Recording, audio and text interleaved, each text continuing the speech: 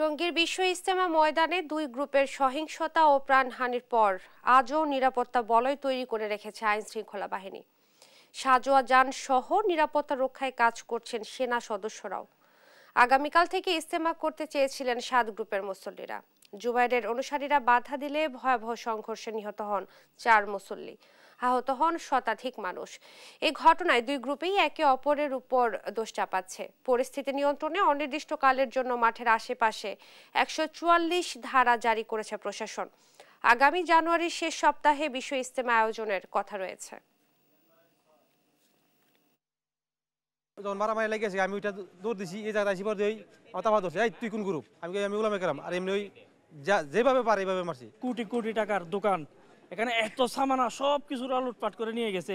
মাঠের ভিতরে ফাঁকা, আর বাইরে পরিস্থিতি অনেক ভালো আছে। বাইরে আপনার আইন শৃঙ্খলা বাহিনীর সদস্যরা এবং সশস্ত্র বাহিনীর সদস্যরা মানে কড়া পাহারায় তারা ডিউটিরত আছে, আর অন্য কোনো সমস্যা নাই।